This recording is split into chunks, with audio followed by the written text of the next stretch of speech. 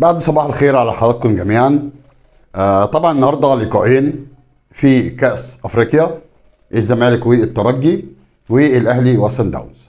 طبعا انا كنت هعمل فيديو بعد اللقاءين، ولكن الحكم النهارده اللي صادر من محكمة النقض، وهي اكبر محكمة في مصر، قضت برفض الطعن المقدم من المستشار مرتضى منصور على حبسه لمدة اسبوع في القضية اللي رافعها الكابتن الكبير الكابتن محمود الخطيب. وكان الحكم الاولاني بسنة، بعد كده تم تخفيضه لاسبوع على اساس ان هو ما يتحبس. ولكن عدالة السماء وحكم الله، والنهارده شفنا رفض الطعن في القضية، ومن هنا اصبح الحكم واجب النفاذ. حكم نهائي بات من المستشار الجليل اللي حكم النهارده. ولكن احنا فرحتنا مش بالاسبوع اللي هيتحبسه مرتضى منصور، لان احنا عارفين ان هو هيتحبس في اي مستشفى، فمش هيتحبس كسجن طبيعي.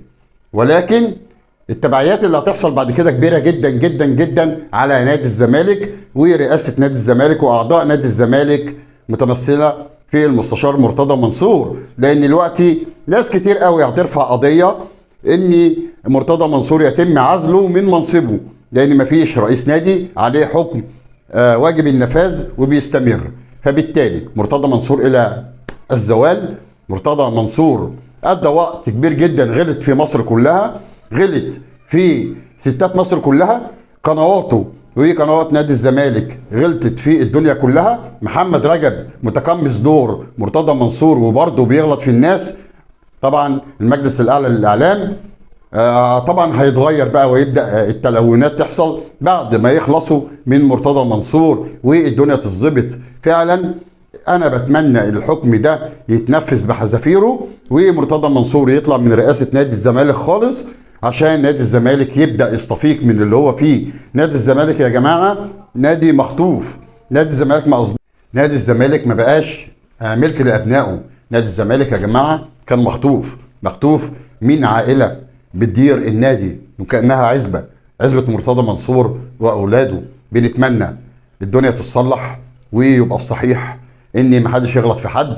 الرياضه اتعملت للاخاء والمنافسه الشريفه، مش اللي انا اعمل الفتنه وازرع الكره بين الناس وبين افراد الشعب الواحد. فما ينفعش. ان شاء الله مرتضى الى ما خلاص الى زوال زي ما احنا قلنا، ونادي الزمالك يرجع زي ما كان احد القلاع المحترمه، وجماهيره الوفيه اللي دايما بتقف مع فرقتها احنا بنساندها، وبنتمنى فوزها النهارده على الترجي عشان نرجع زي زمان. اهلي وزمالك في افريقيا يا جماعه، اهلي والزمالك هم قطبين الكره المصريه والعربيه والافريقيه. ما حدش يزعل النهارده يا جماعه من جماهير نادي الزمالك، افهموا وعقلوا. وانا عارف ان 99% من جماهير نادي الزمالك فاهمه وعارفه ان العزبه خلاص. وبتمنى برضو نظره لقناه نادي الزمالك لنبذ الفتنه والتعصب من 5-6 من افراده بطريقه همجيه وبطريقه غير سويه، بيطلعوا يتهكموا على كل الناس. فما ينفعش. زي ما احنا قلنا نادي الزمالك سيظل هو احد القلاع اللي احنا بنساندها. جمهورهم هو اخواتنا وحبايبنا واصدقائنا الى ما لا نهايه. فسنظل احنا الاثنين بنكمل الكره المصريه. وبقول للمسؤولين، فين منتخب مصر؟ فين منتخب الشباب؟ فين منتخب الاشبال؟ فين نادي الزمالك؟ برضو مع ذلك كل ده والنادي الاهلي كان هو الشمعة المضيئة وانتوا بتحاولوا تطفوها.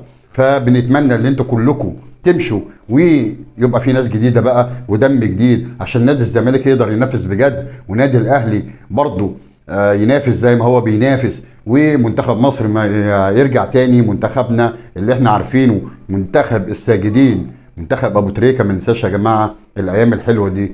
فمحدش يزعل يا جماعه، وان شاء الله خير للكره المصريه. مش هطول عليكم اكتر من كده، خصوصا ان في فيديو النهارده بتمنى ان انتوا تتابعوه لنهايته. ان شاء الله بعد لقاء نادي الزمالك ولقاء نادي الاهلي مع سان داونز، الماتش المهم جدا جدا جدا هيحدد حاجات كتير في مسار الكره المصريه. استنوني ان شاء الله بعد اللقاء وحلقه ناريه يقدمها وليد حلمي الاهلاوي. واتمنى اشتراككم ودعمكم هيوصلنا للي احنا عايزينه. اشوفكم على خير، مش هطول عليكم اكتر من كده، والسلام عليكم ورحمه الله وبركاته.